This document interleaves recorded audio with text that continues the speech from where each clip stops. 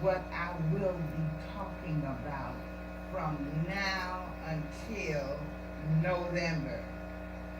You know what I always talk to my folk about. So, first of all, for those of you who just made it here, this is this straight talk. We have been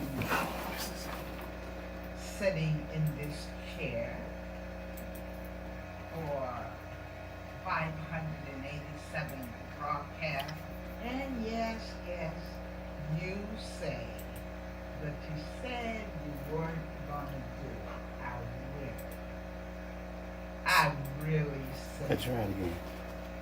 I was not going to. 1957. Here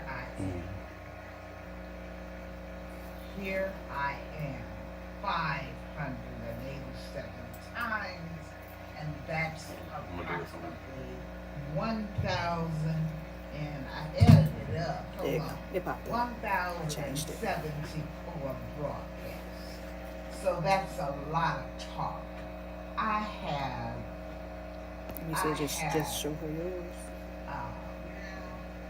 Anger. Some of you, I have not. I have informed. Some of you, I have agitated. Some of you, I've done all of that. But I just always tell you the name of the show. Right in front of Ms. Zep, where she can see it, or on the side of Miss Jack.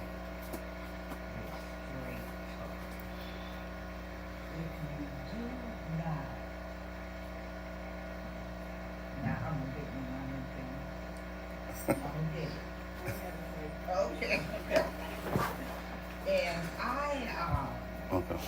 I just wanted to name of the show. You didn't bring them up? It is not to offend anyone, but it is to See you later, man. Okay, and then. hopefully today we will be informing you. Hey, Miss Mary. Hey, Miss Ann. How are you, ladies? I'm so glad that you returned. I'm glad that you returned. We have a special guest today. But first, let me say, it is time for election. Election is coming on the 3rd of November. And we have already started to hit the ground running. And I didn't really think that we would start off so strong. So that's, I get what will be on. And we need to, and you know what I've said the last month or so. We want to be intelligent. I absolutely don't like it. Do not, that we're not intelligent. We don't vote intelligent.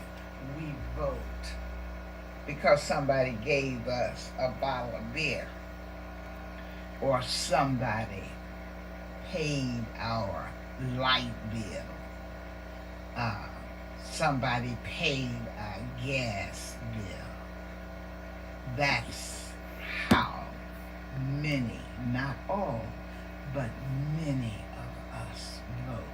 It has nothing to do with who is running. It has nothing to do if you if you know the person. It doesn't, and whoever comes and say, let me tell you. Maybe it was last evening. I was watching one of the news commentators, and she was speaking to an elderly white gentleman. And this is going to bring home what I am trying to say, what I am fumbling with. Anyway, she asked him, and he had his Trump cap on, and I said camp, Trump cap on, and he had on his t-shirts, and he said, he was asked, why was he supporting Trump and supporting those who support Trump? And he said, because Trump has done everything he said he was going to do, so therefore I am going to support him. He does not lie. Whatever he said he was going to do, this gentleman said he has done it. So I'm going to support anybody who supports Donald Trump. The commentator, this was live. I'm not lying. This was live. And the commentator asked him, what are 2 or 3 things, tell me, that Trump had done that really got your, that really has your attention? You tell me, what are 2 or 3 things? Just tell me. And he pondered. And the commentator said, let's not do 3 things. Let's do 1 thing. You give me 1 thing that you are, that you remember that Trump did, that you want to support. And he pondered.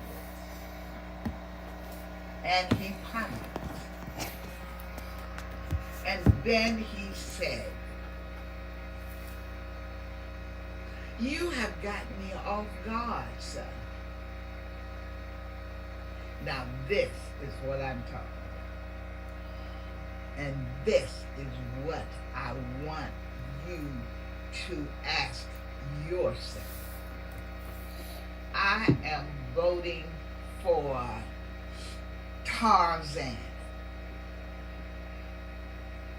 Why? Good. Why are you voting for Tarzan? Now, if you made up your mind, if you are prepared,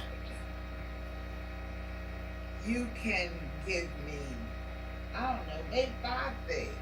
But I'm just going to ask you 1 thing. I don't want you to be like my cousin. My cousin in the mayor election, not the last one, here. He looked me in my face and he said, Miss Zapp, you all might as well stop. We got it sold up here in Lexington and Holmes County. Do you know I voted for our mayor? I voted for her. I said, why? Because I needed my light bill paid, and she gave me $200. And she gave my wife $200 too. Oh, I thought I would just pass out. He said, he was paid. So he told me I had to vote for him. And my wife did too. He said, and I'm talking about right here at home, he said he had to vote for her. He didn't say what she had done, what she said she would do. He just said she paid his,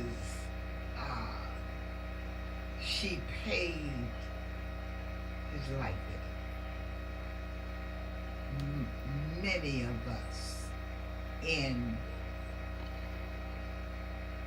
our community, many do the very same thing. It is about the can of beer.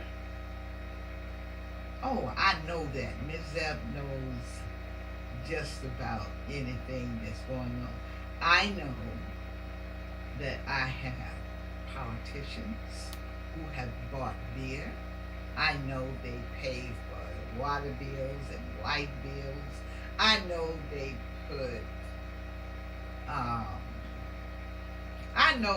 put in the back of their trucks nails and cookies and stuff, and go up and down the street and pass them out to your children.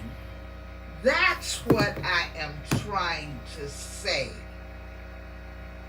We need to stop that. This show, and I have been saying, we're gonna get prepared. First of all, we're gonna get registered.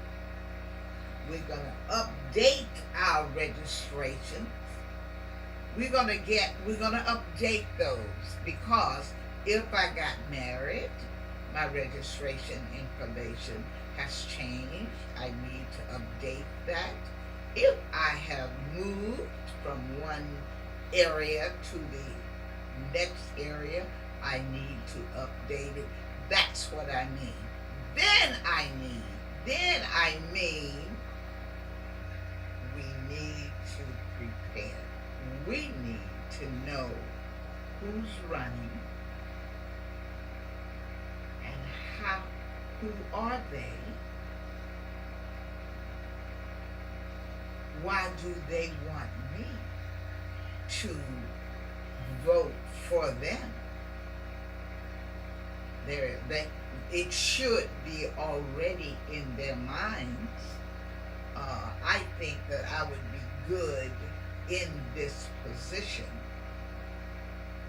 because, and that's the question, because what? Because of why? Now, the position that I am speaking of right now is the position of circuit judge. We know Ms. Judge Jamie Lewis. She is, to me, a beloved person. And most people don't want to go to her court. They don't want to stand because they know she is not about nonsense. And she's going to do her job. So most of you, I know that because I have had some of you.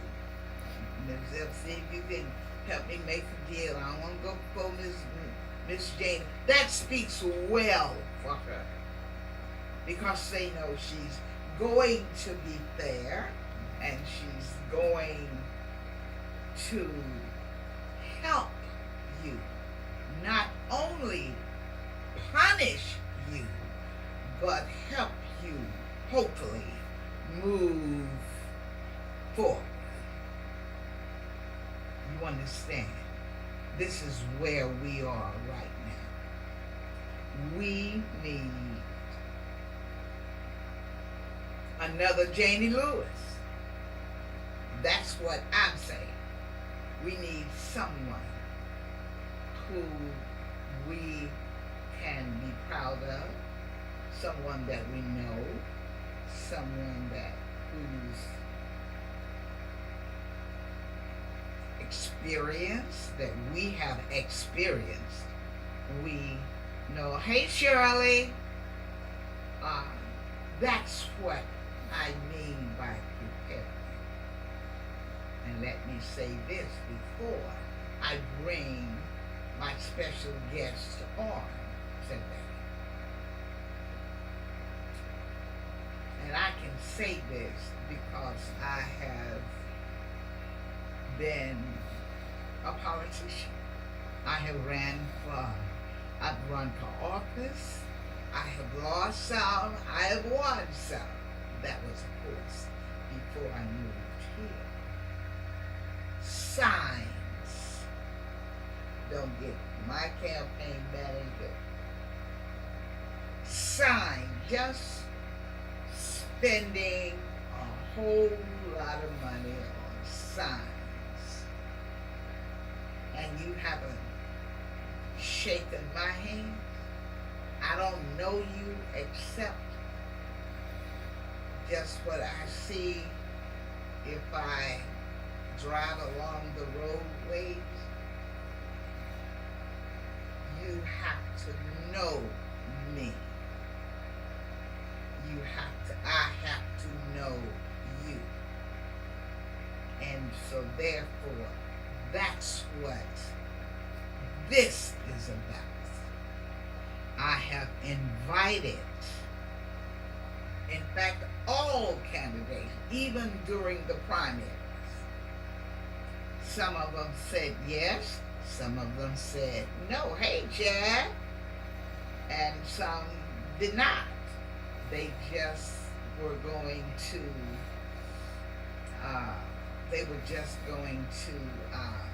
use their signs.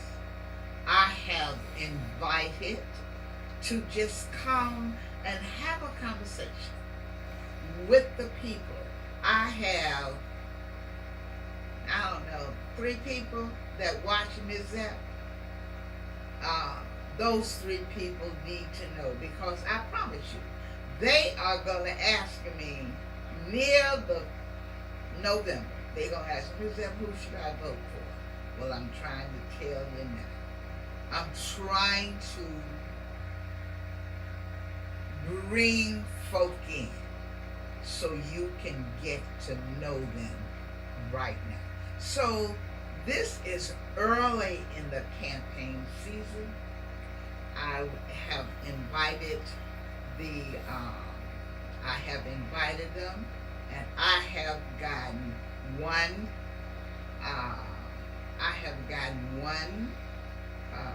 candidate for circuit judge. We know her because she lives in our community, but I'm going to let her talk to you about her own self.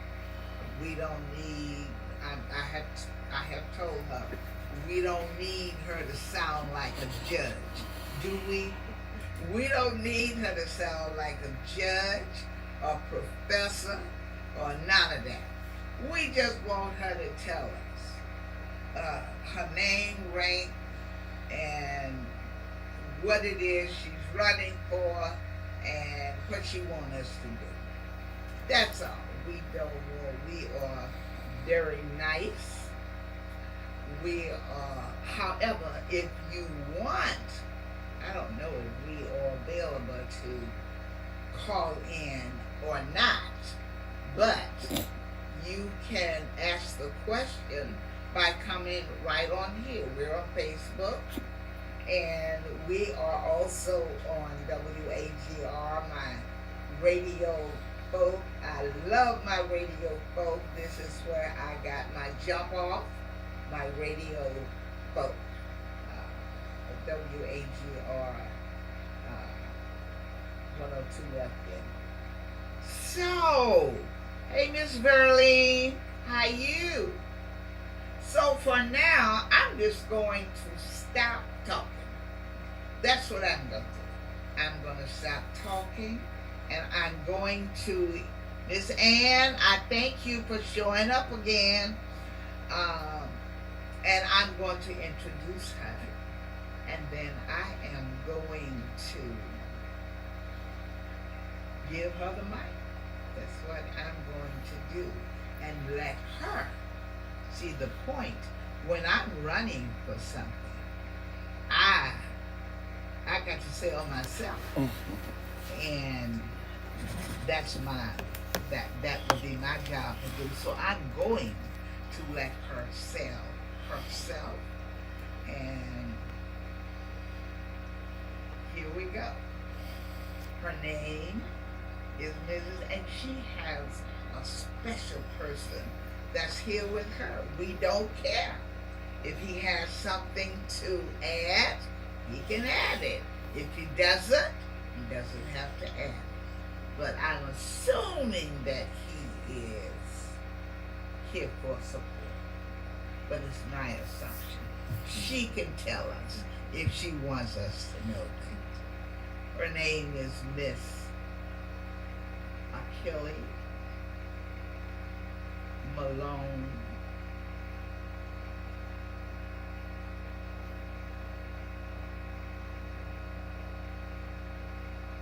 Oliver.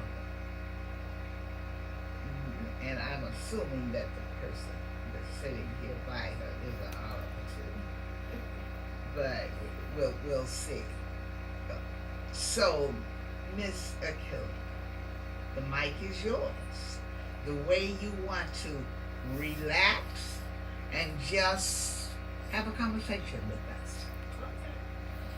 First of all, I want to thank you so much for having me on. It's always good to come and talk to this level. It's also good to be able to speak to the people in this community. It is my pleasure. As you stated earlier, my name is Akillie Malone Oliver, and I am the candidate for your next circuit court judge. Judge for the 22nd Judicial District. It serves all of Holmes County, all of Humphreys County, and all of Yazoo County. I am one of you. I was born and raised in this community. And I have devoted my entire life to serving the people of my community. One of the main reasons as to why I even wanted to become an attorney was because I wanted to go out and make a difference from the people that I know in my community. For the past 16 years, I have stood side by side with victims of crime in this community during some of the hardest times of their lives. It has been 16 years. 16 years. You look 16. In 2010, I won in a special election to be drug district attorney. And like That must have been the year that I met your mom. I will never forget that. Yes. That a mom came to Miss Bernice's house. I remember that. Yes. And I thought that was so telling that Mama was campaigning, actually campaigning for your daughter. That did something to me. My mom has always taught me to do the right thing and to go out and to work hard and be an asset to the people in the community. And like I said, for the past 16 years, I've served as district attorney. I've stood with victims of crimes during the hardest times of their lives. Rape cases, murder cases, burglaries. Most of the time whenever someone sees the VA, something has happened. Either you're a victim of a crime or you're someone that's charged with a crime. And in that capacity... I'm sorry. Mm-hmm. Somebody just said I can't hear her too good. Okay. So I'm trying to... I turned up. You turned it up? Okay, we can go ahead. Tyrone fixed it. We're sorry. Okay, no problem, no problem. And, you know, in that capacity, a lot of times that's the hardest times during people's lives. And they really want justice. They want someone that's going to fight hard for them. And that's what I've been doing in that capacity. Prior to me being the VA, I was also the defense That counsel. capacity is District attorney. district attorney. Yes, ma'am. That's of Holmes County. All of Holmes County, Humphreys County, and Yazoo County. All right. The entire Okay. district. Okay. Prior to me becoming the VA, I also served as a defense counsel, and I defended people all over the state, from North Mississippi to South Mississippi, pretty much. So I also understand what it means to be on that side of the law. And I also worked as a civil attorney, and I defended consumers and their time of need when they've been mishandled by companies and businesses, and I've also fought on that level. So for me, I've been an advocate on all sides. So I understand what it's like when that mom child has been murdered and she wants justice. I also understand what it's like when a person is charged with a crime and they want to make sure that they receive due process of law. So I bring a perspective where I understand each and every angle, each and every perspective. And I want to use that perspective to be a fair judge where I can pretty much bring the knowledge of the law to the people that I want to serve. Oh, okay. I wanted you to just go back and reiterate all of the positions where you have, these are legal positions. Yes, ma'am. That you have served, where you have served. Yes, ma'am. Say that again, because the purpose of this show and the shows until November has to do with people being informed, not just talking. That talk.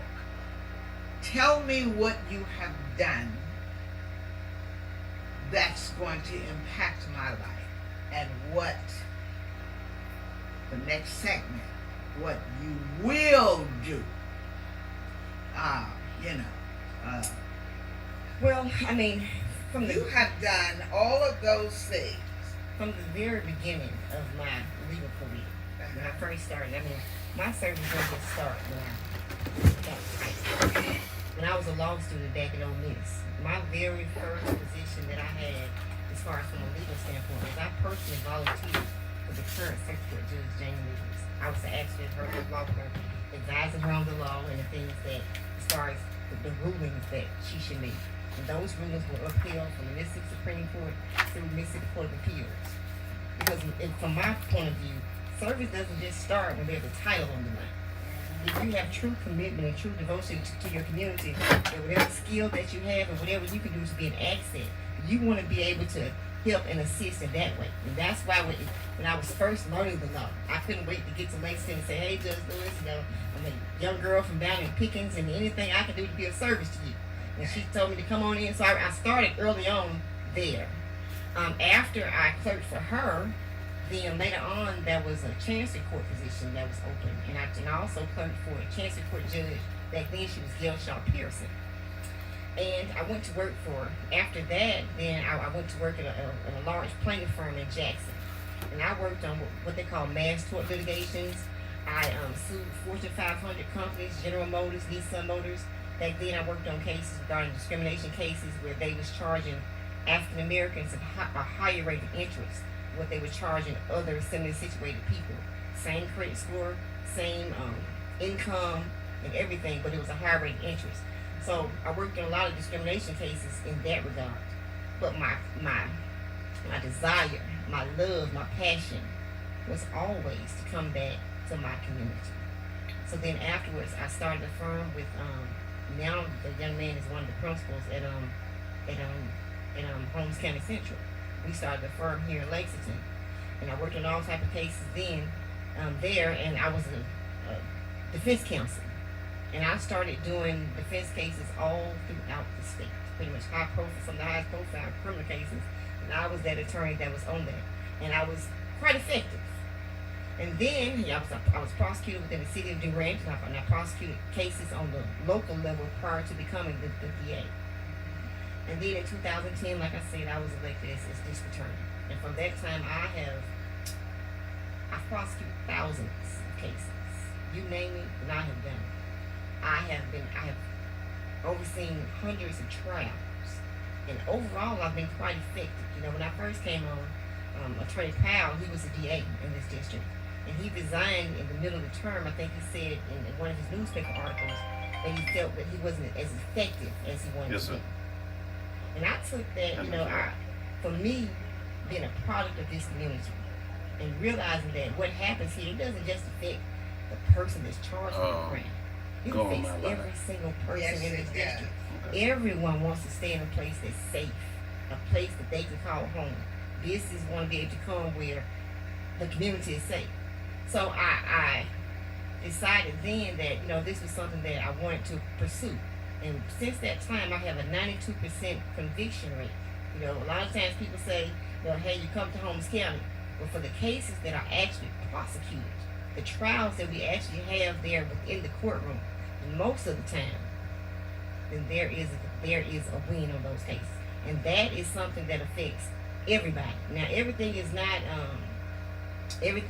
necessarily going to trial. You know, also for defendants, there are also different type of programs that are offered. Um, Sometimes the recommendation is for some type of drug court treatment because a lot of times they're low level crimes where the person is not necessarily a danger to the community, but because of the addiction. So now there's this drug court program that we have that's been active where different types of defendants are also a part of the drug court program, the mental health awareness programs. Sometimes as far as the sentencing, they're also sentenced to different workforce programs where they pick up some type of skill. Judge Lewis also requires them to also maintain their GED while they're on probation. There's a whole lot of different things that can enter into sentencing somebody, yes, not just locking them up in jail. yes, Because they need help. yes. I was going to ask you this question, and the question is, what will or what can the people that you are seeking to support you expect from you as judge? You can expect a person who truly Yeah. understands the community and has a true compassion Okay. to make sure that there's an accountability. You can expect integrity, you can expect fairness, and you can expect a person that has true experience and knowledgeable of what goes on with it, to do the best that I can to serve the people within this community. That's an expectation. And that's what I know that our folk want to know. What is it that you're going to bring to the table? What is it that we can, you know, I have met your opponent. I've seen lots of signs and that, but I needed to know, and I invited him, just like you know, to tell, because I don't know him. I just do not know him. Yes. And I know most everybody around here who's doing something, have done something, and that's really why I wanted you all to introduce yourself and your experience to the people, just in case we just know your mama. Yes, We want to know your mama's child.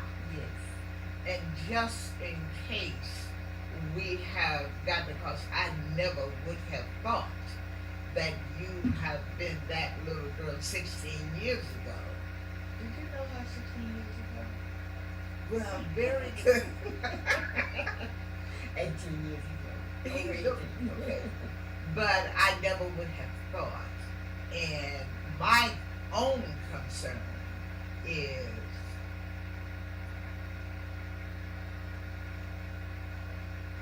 tell us again why you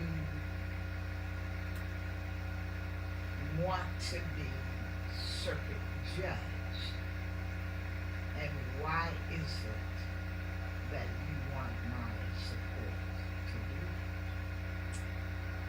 You get true love and commitment to the people.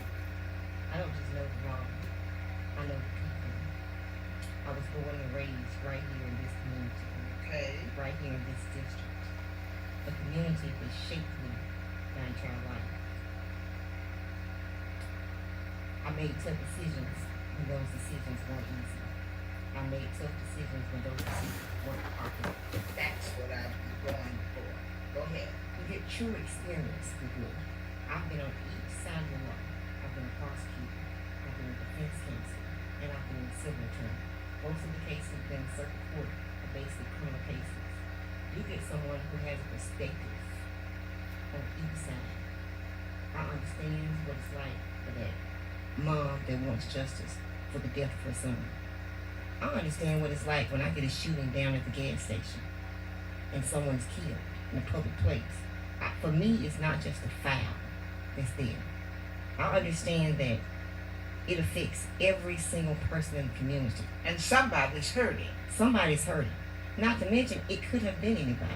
Yes. Bullets fly, you know, my mom goes to that gas station. My classmates attend that gas station. My friends attend that gas station. This is something that affects everyone. When I'm speaking to the elderly in the community, they want to be safe. Yes. You know, they want to be able to get out of their cars to make sure that they can make it into the house without somebody robbing them. Mm-hmm. And so I think that it's important to hold people accountable.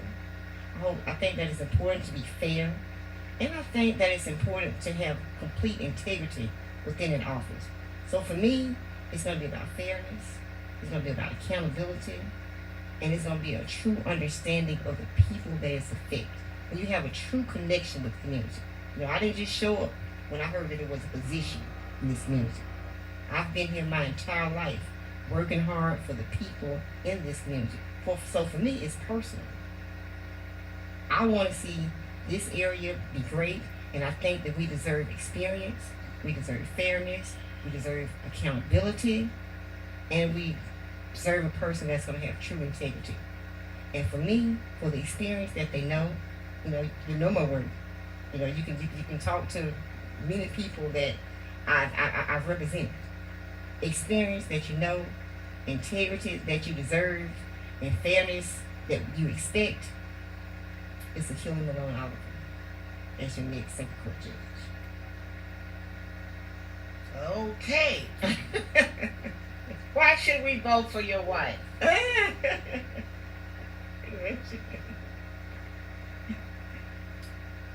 Just give him one sentence.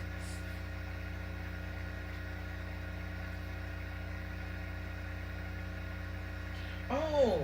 His job doesn't allow him to. Oh, you can't talk. Yeah. Boy, tell me, I don't want to get nobody in jail. Yes, ma'am. I don't want to do that. Yes, ma'am. Oh, okay. But your presence Yes, ma'am. says what it is. Your presence. And I sincerely appreciate you. If there are those who are listening by radio, if there are those who are watching and listening by Facebook, and you want to put a question here, you can do that, and we will have it answered. We have a few more minutes, and we're going to allow you, Miss Mary, I love you, and I really, Miss Mary, let me know if you can see. You're telling me that you can't see the face of the guest. Let's see here. She'll have to go on my page. Miss Mary, can you see her face now? Well, I'm going to assume that we fixed that. I'm assuming that we fixed that.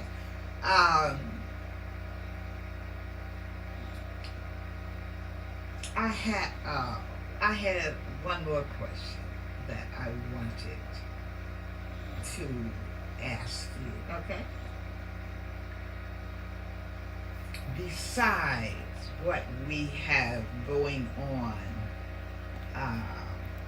in what this is District 21. It was District 21, but last year they changed it to District 22. Oh, So District now it's 20. District 22. Okay. What are some of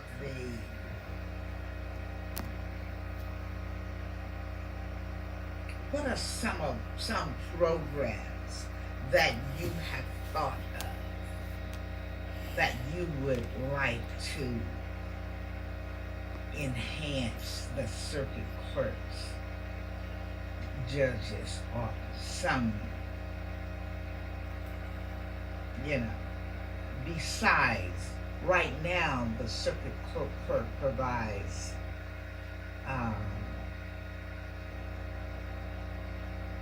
what am I trying to say? What happens to an 18-year-old who have done a serious crime and his brains just simply have not developed yet? Do we have anything? I ask that question because I'm always asked the question, if I can keep someone, if a kid in your jurisdiction has done something, and there is no place except a grown-up prison for him to go to begin his rehabilitation. What do we actually do? Do we have some place to send that kid, that child, to start? Well, I know we can't let him just walk the street. We can't do that. But is there homes or rehabilitation or somewhere, something to do with it? Well, it depends on, as of now, from a legal perspective, there are guidelines on things that happen based off certain crimes. Now, of course, a person that's found guilty of murder, and murder is pretty much the highest level, capital murder and murder. So there's guidelines as far as punishment that has to be followed based off the statutes. So it depends on the seriousness of the crime. And it doesn't matter how old that person is. It doesn't matter, because circuit court is a court that basically only handle felony criminal cases. So most of the time, of course you have youth court. So a lot of times in youth court, there are programs and different type of guidelines that goes on for children. But most of the time... Do we have youth court here in Homestead? Yes, ma'am, we do. So, if the recommendation is to send the child somewhere, send the youth somewhere, do we have to send the youth outside of this area to find somewhere to put it, or do we have a facility where we can start his rehabilitation? Well, basically, I guess to be clear about the different courts. Okay. Of course, from a youth court perspective, those are crimes that's dealing with kids. A lot of times when a person has been bound over to circuit court, because a child, if it's certain types of crime, a certain ages, they're not even in the circuit court. Okay. You understand what I'm saying? So most of the time there's a process based off the crime, and if the crime, I think if it's a violent, like a murder, or a crime that requires life, as far as what one of the sentencing guidelines could be, then that's when you're in circuit court. So a lot of times, cases dealing with children are handled in youth court. When they come to circuit court, it's violent, for that age range, something under 18. Most crimes with kids are not even in the circuit court, unless it's a crime where they're charged with a serious type of felony. What is the age limit for a child who has just done some little stuff go to circuit court. Little stuff for a child doesn't make it to circuit court. A child that's When that's I say little stolen. stuff, what am I or talking about? Um, He stole my. yes, most of the time, children that steals, that's youth court type stuff. That doesn't make it to circuit court. Okay. Most of the time, when you have someone that's a child that's in the circuit level, is a violent crime, Okay. like a murder. And that child, though he's not 21, Yes. is coming before circuit court. Based off the level and The the level. harshness of the crime. Okay. You know, cases that you've had. Who makes that decision? The law. The law. Okay. The law has certain type of guidelines as far as who is sentenced in what court. Basically, so for now, for like low level stuff dealing with kids, that's not even in the circuit court. It's basically violent crimes or crimes with I think dealing with guns. Okay. Pretty much. That's something that's transferred to the circuit court. And a lot of times it has to be a motion or a hearing of something for the judge to determine whether or not it will be in the circuit court if it's not something that has original jurisdiction within the court. Oh, I see. I see. So the circuit judge gotta come with tenacity, gotta come with experience, Definitely gotta know, because the circuit judge can't be playing around. I don't Yes. know what the word I'm trying to say. The But the circuit judge needs to be, what am I trying to say, ready, prepared, course, and knowledgeable. experienced, Yes. acknowledgeable with the law, Yes. and go ahead, you were going to And say a lot something. of times, I think people, as far as the circuit court deals with serious felony cases, serious felony criminal cases. That's the circuit court level. The circuit court judge handles guns. The circuit court judge does sentencing. The circuit court judge rules on motions, and they rule on different areas of law. So the thing about it is that now currently within this district, most of the cases that comes before Judge Lewis are felony criminal cases. Probably 97% of the docket are criminal cases. So it's very important that a person is knowledgeable of what the law is, because you're going to make those rulings. And you also have appeal cases that's appealed from the lower level. So it's very important for someone to have a very diverse knowledge of criminal law, because that's the primary thing.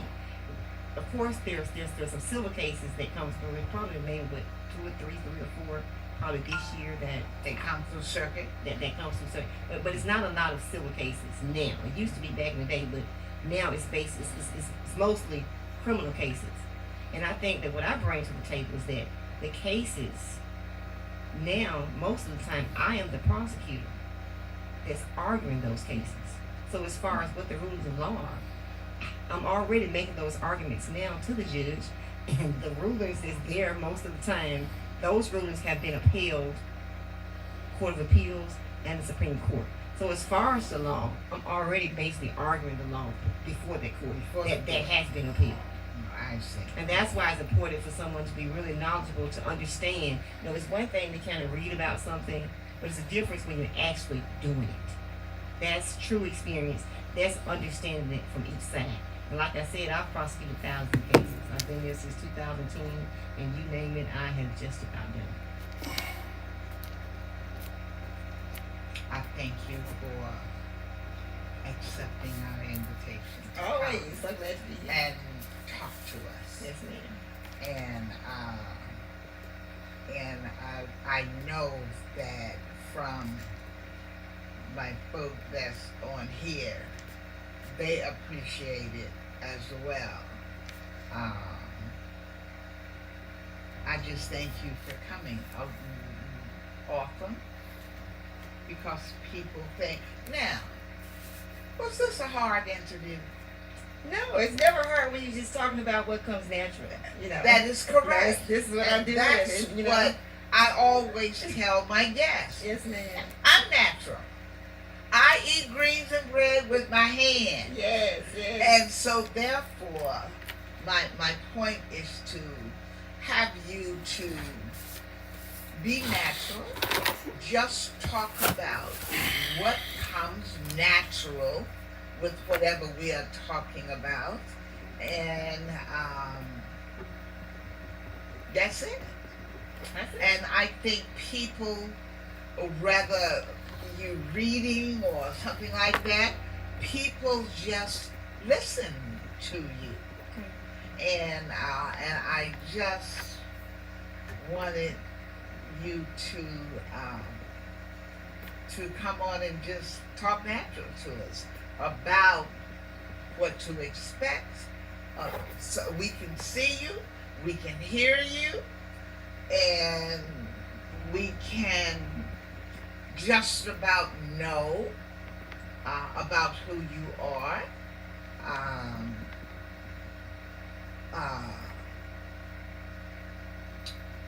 Somebody by the name of Robert Brooks just popped in and he said, it's good to hear the knowledge behind this process. It's good, that's mine. I thank you, Mr. Robert Brooks. The point is, there are people who want to know what you're running for. There are people that want to know that. There are people who want to know more than just seeing your beautiful face. All right.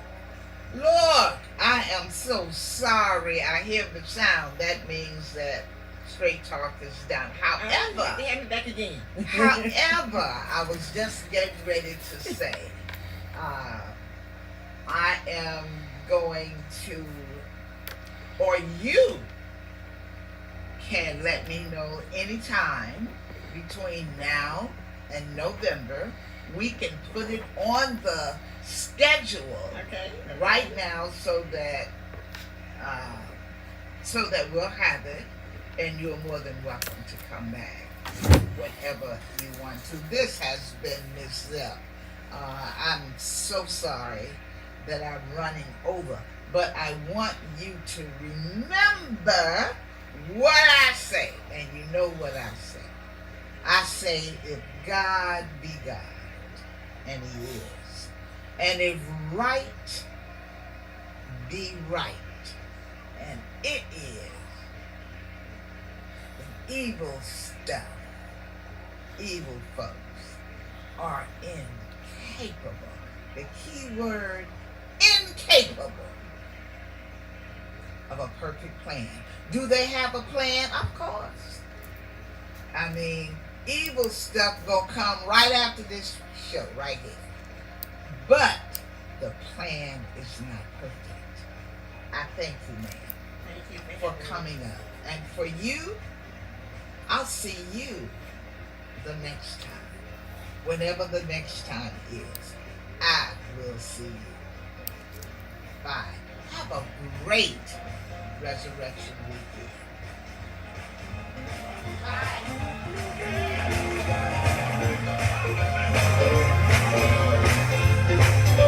You've been listening to Straight Talk with Ms. Deb.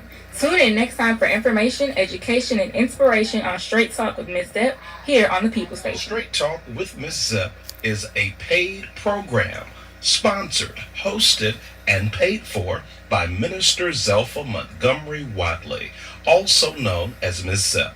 The views and opinions expressed in this program are not necessarily those of the owners, the staff, the management, or any other sponsors or advertisers of Power 102.5 FM WAGR and Praise 1000 AM WXTN, Lexington, Mississippi.